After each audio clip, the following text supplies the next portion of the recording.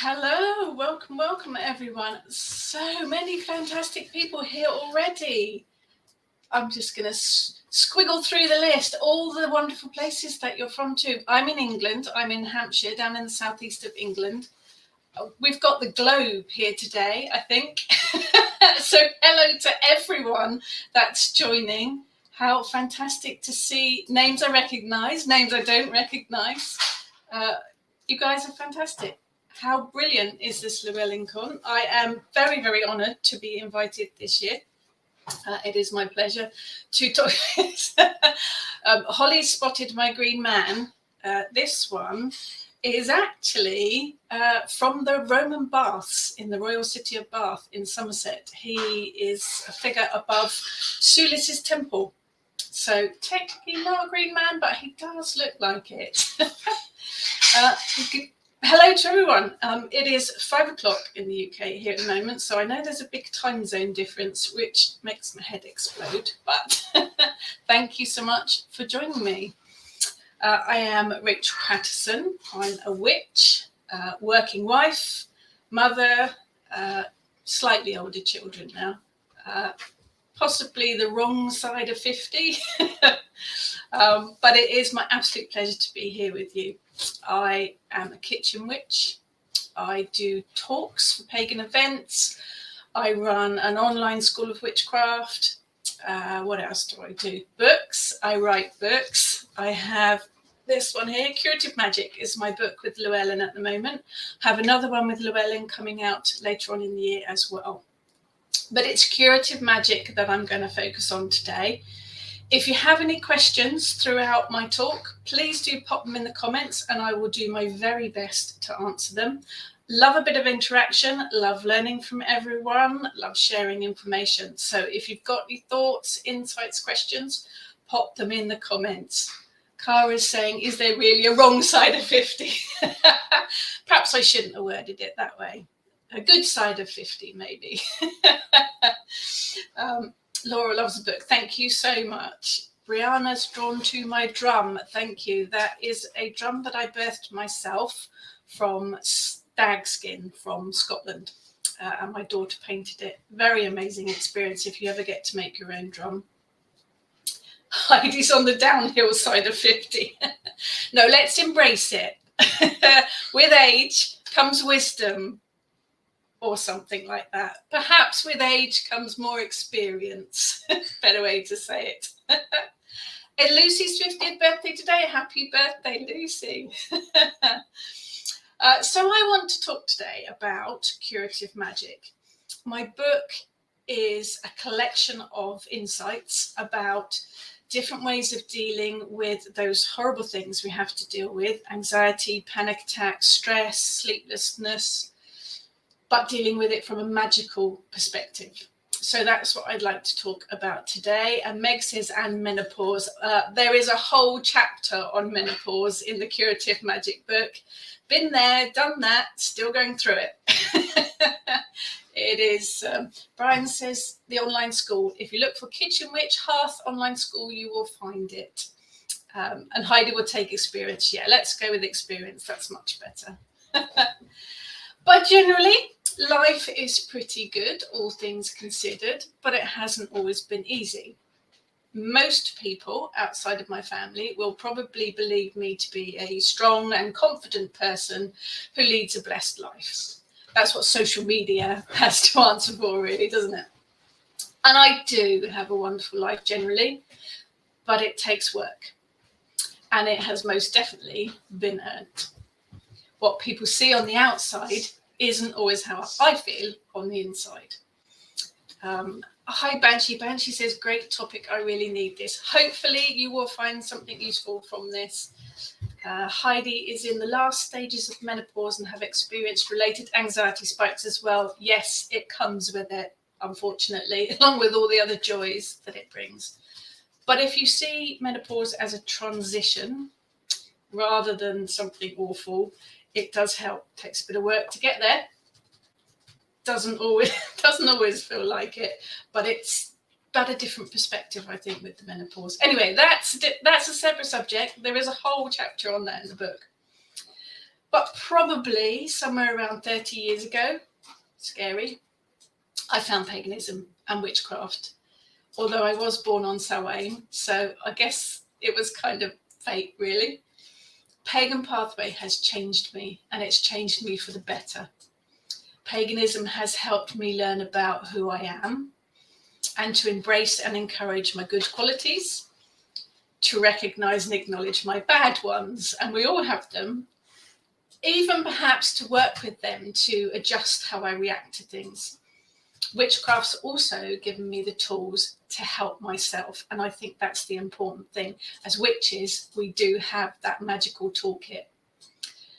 I don't want to use the term cure for any of these things, because personality traits, characteristics, they're not ailments, but we all suffer from stress, anxiety, panic, any amount of other negative emotions at certain times. But having that magical first aid kit to hand really does make a huge difference. I don't promise to have all the answers. What I can do is offer the solutions I've come up with from my own experiences. Nicole says, I've been in menopause since 2001. They say it will go away. Oh, poor you. I'm in about year 6 of it so far, but it is tailing off. So fingers crossed. Rose said, I'm an over worrier, so anxiety is constant at times. Me too, Rose. I worry about everything. My husband says if there was nothing to worry about, I would worry about that too. Melissa says the other side of menopause is fabulous. Oh, looking forward to it. I have experienced all of the issues that I've dealt with in the book. So panic attacks, anxiety, stress, menopause, all of it. It gave me the experience to write from a magical perspective, and what helped me. Hopefully some of it will help you. I present different options and ways of working to overcome some of the issues that most people have to deal with at some point in their lives. It probably won't be easy. It will definitely take some time and effort on your part, but it will be worth it. But there are some important things to remember about any of these things. We will come on to anxiety in a minute specifically, but as a general, there are some thoughts I want to share with you, some basics for the foundation first. Most importantly, remember that you are never alone, particularly with this online world. There is always someone somewhere that will listen. Remember that you are important. Remember you are amazing. No matter what you think on a bad day, remember that you're just experiencing that. It's a bad day. Underneath it all, you're amazing. Remember there is nothing that cannot be sorted, dealt with, or handled in some way. It's just a case of finding how to deal with it. And don't give up. It is okay to have a day off, start again the next day, or even the next week or the next month. Be kind to yourself, be gentle, and most importantly, for life in general and for any magic, learn to trust your intuition. It will not let you down. And very importantly, 2 last things. You're not broken. You do not need to be fixed. You might just benefit from a little bit of TLC and maybe a little bit of fine-tuning. And the last important thing, just because you're struggling doesn't mean you've failed. Now, there's quite a lot of things there, but they are important. Brianna is a chronic overthinker. Find myself in a panic state prior to bedtime. It happens. It really does happen to all of us. And I think it's important to remember that even when you see someone that you think is, in front of the television or a film star, or they struggle too. It happens to a lot of people. Nicole puts stress and pressure on herself because I'm the one who takes on everyone's problems and tries to fix them all. In turn, I tend out to put your own things aside. The important thing to remember there, Nicole, and I've done it myself, I have fallen into that trap myself. If you're drained, if you're empty, you're not going to have the fuel to help other people. So self-care there is really, really important. Very important. We all do it. Hi, Kat. Yeah, you are not broken. I think it's really important to remember that we're not broken. There's so much stuff out there that people are telling us we need to be fixed, or we need to fix that, we need to fix this, and you need to do that. We're not broken. We're just individuals dealing with life in general. You know, it's just one of those things. Jackie says, have to have a mean self-care game these days with all that comes at us constantly. That's a point, isn't it? With everything. Social media is bombarding us on a daily basis. We are attacked from every single angle with things that we should be doing, how we should look, how we should act, what we should be doing, what we should be buying. It is a constant barrage. So self-care is really important. Vandana says, my therapist calls that compassion fatigue. That is a very good term for it. Very good term. Amanda says, as someone who always helps and supports other people, I have no idea how to do the same for myself as I do for others. I'm always my own afterthought. Yep. Absolutely. I think there's a lot of us that fall into that, Amanda. And that really is, I actually have to write in my diary self-care slots, meditate an hour, go and read a book. You have to make that time, but it's not easy because we do forget. We really do. Definitely. So I'm going to have go over some basics, and then we'll deal with anxiety in particular. But you've got lots of comments, which is fantastic. Heidi says, a lot of my anxiety has been sourced in not disappointing others. Absolutely. So an over-exaggerated sense of expectation can overwhelm. That is about training yourself. And that is shadow work. That is about learning that that's one of the things that you could tweak a bit so that you don't take all that on. Lucy, I have difficulty at times realizing my cup has already been drained. Yeah, been there, done that, still doing now on occasion. It is, yeah, when your body suddenly says, right, that's it, I've had enough. That's when you realize you're drained. Holly says, does the book address any methods or shadow work and healing the traumas that work in the background to increase our general amounts of anxiety? Absolutely, it does. There is a whole section on shadow work too. So let's have a look. And then that one of the first things to do is recognizing, acknowledging, and accepting. So one of the first steps to taking control of your emotions, because that's what they are really, is to recognize the character traits that are causing those issues, or the bad habits, or the cycles, because this is part of the problem. We get caught up in a cycle. Without recognizing them, it's very difficult to move forward because you'll just go round the hamster wheel again. Some of them are there for good. Others can be tweaked a little, and a few can be removed completely. You are who you are. DNA, the influences you had growing up, all sorts of other things will set a few characteristics in stone. And you don't want to change yourself completely, because then you wouldn't be who you are. But by realizing what those triggers are and acknowledging them, you can choose what to do with them. You bring the control back. We're all individual. We're all motivated by different things. But it's important not to make yourself ill by doing what you think you ought to, rather than saying no for the benefit of your mental and emotional health. The world is full of people, some good, others not so much. You'll meet a few difficult people along the way. They all have their own story. Remember, their story isn't yours. And it is about working out what your prompts are, and then learning to recognize them and deal with any issues, hopefully, before they present themselves too strongly. Remember also to accept that stuff happens. There's a lot of talk in the magical world about, oh, the moon's here, the planet's here, this is done this, this is a message, this is a lesson for me. Actually, sometimes stuff just happens. You can't be expected to deal with everything all at once. And even once you're familiar with it all, sometimes issues slip through the net. Once you've caught it, you can deal with it. but it is a lot of a learning curve. Annette says, I was told to stop shoulding on myself. That's a very, very good way of putting it. Very good way. Emily says, agreed to block time on your calendar for self-care, reading, hot bath, treat it like an actual appointment, which is what you need to do. If you are busy, and we all are, actually scheduling that time is really useful. So Amy says, so much in witchcraft seems to be about recognizing what is and then empowering the individual in ways that are empowering and full of gratitude.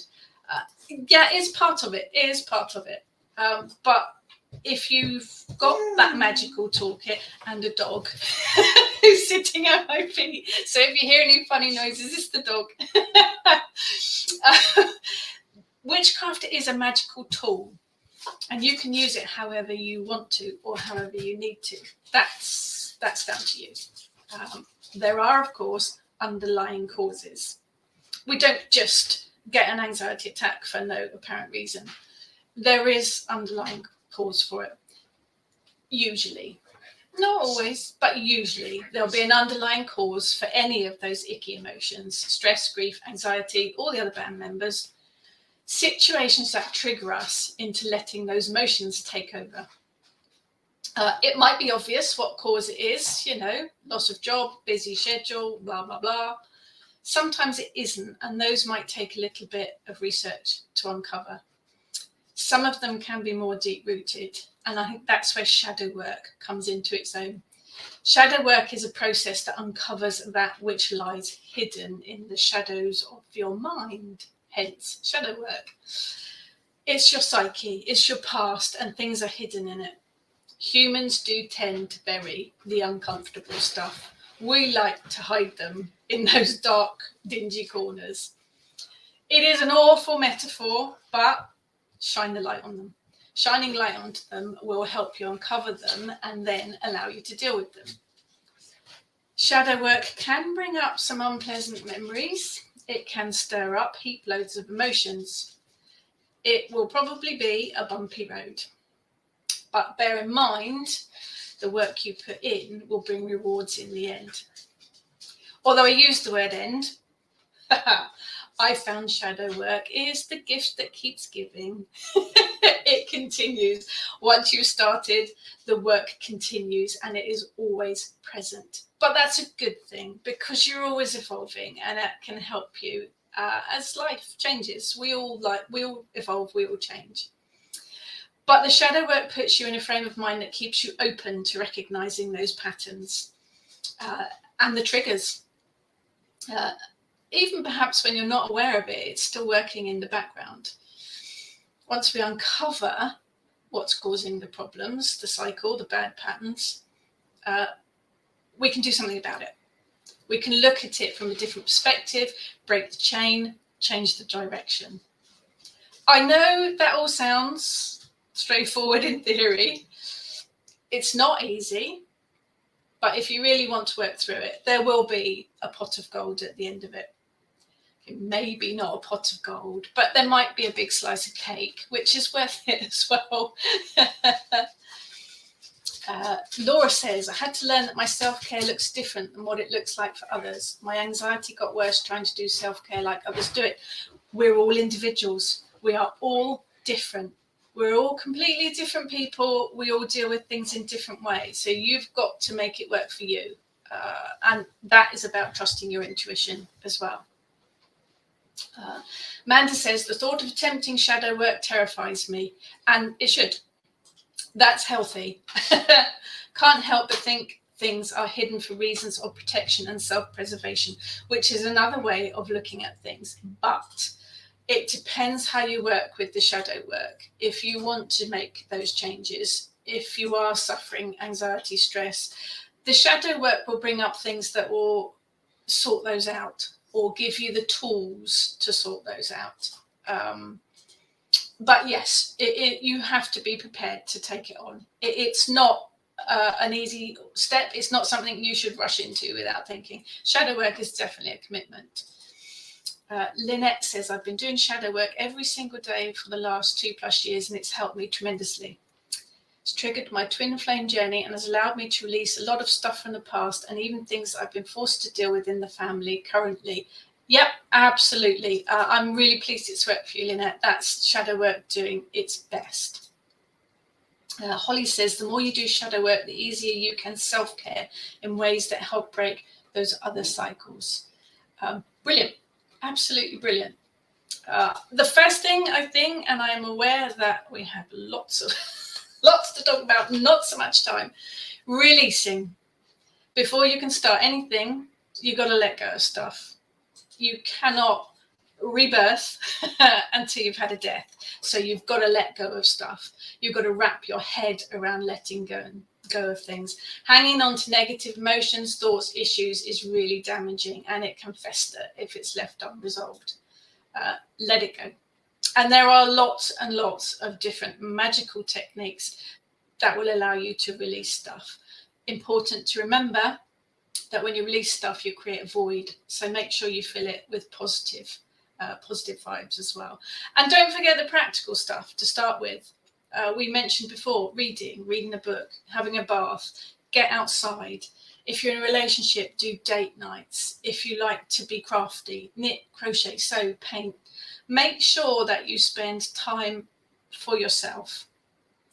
I know if you're a busy working person with children and, life, there might not always be much time, but do make sure that you fit in some time for yourself. The other important thing is journaling. I know it's really boring, and I put my hands up. I'm really bad at journaling, really bad. But keeping a personal diary on how you feel each day, or even how you feel each week, can help with releasing emotions, frustrations. Sometimes just writing things down can be the release that you need. But with a journal, you can look back and see what your triggers are. And that can be really, really useful. And the other thing is just to say no. Something it's taken me a very long time to learn, setting boundaries.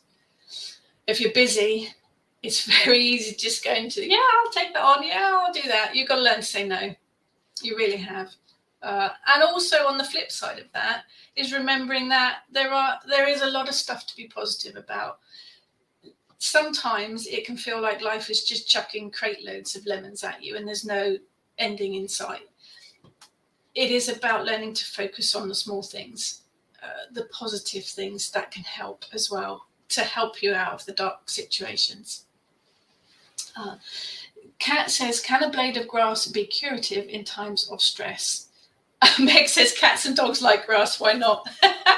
I think you can look at the blade of grass from several different ways. It can be from nature, but it also can be that every single thing has magical properties.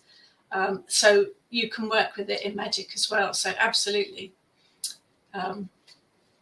Right, I'm running out of time. Let's look at anxiety specifically. It's because I talk too much. Anxiety is one of those leftover reactions from when humans were chased by animals. It is a fight or flight response. Thankfully, we don't often get chased by large animals nowadays, but there are other modern day concerns. So there's lots of ways to look at how to deal with it. And all of the situations that I deal with in the book have all of these suggestions. So they all have affirmations. I know it sounds a bit airy-fairy and not necessarily witchcraft, but positive words matter. Words have power. So look at positive affirmations. Color magic, one of my favorite things to work with. Color plays an important part in how we feel, and it can affect our emotions. You can work with it to combat anxiety, stress, whatever it might be, and to boost the positive energy with what you wear, with what you put on your altar, with candle magic. Bring that color in. Herbs, magical herbs, and might even be a blade of grass. Every single item has magic, whether it is the blade of grass, whether it is any number of herbs, plants, flowers, trees. But don't forget food as well. Food all has magical properties, and you can eat it or you can use it in your spell work. All of the ingredients in your kitchen cupboards have magic to them. Herbal teas, if you like to drink herbal tea. Incense and oils, if you like to mix incense blends or essential oil blends, you can mix them specifically to target anxiety or stress or whatever it might be. Everyday rituals or spells, and it only has to be something really, really simple, can help you with that. Crystals, if you work with crystals, there are crystals that can lend you the energy to deal with your situation. Meditation, and it only needs to be 5 minutes a day. You don't have to sit there for an hour in an uncomfortable position. If you've got something particular, a ritual can help, and there are rituals in the book for every single situation as well. So there are so many things that you can do to target specifically from a magical point of view. Lisa says, magical techniques for mornings. Ooh. Have bad dreams, wake up grouchy, negative mental spiral sometimes. That there is a bit about sleeping and dreams in the book. That I would target actually getting you a good night's sleep without dreams. Sleep pillow, witch's bottle by the bed. There's all sorts of things you can do for that. But I would tackle the sleep issue there or the dream issue there. It helps. It helps. Just whizzing through here for you. So colour magic, look at the colour that you would see anxiety. What colour would that say to you? I think anxiety is a bit of a mixture of colours, like a child's scribbly, messy drawing.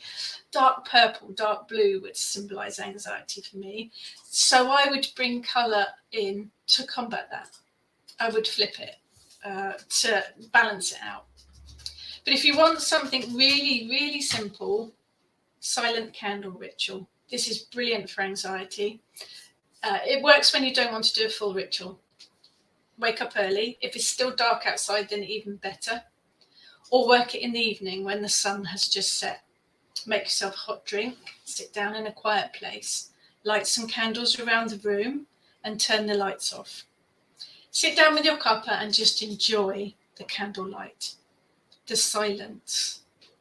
Quietly, peacefully sip your drink and focus on your breathing deeply and slowly. And that's simple. You've all done this. Inhale the calm air and exhale your worries.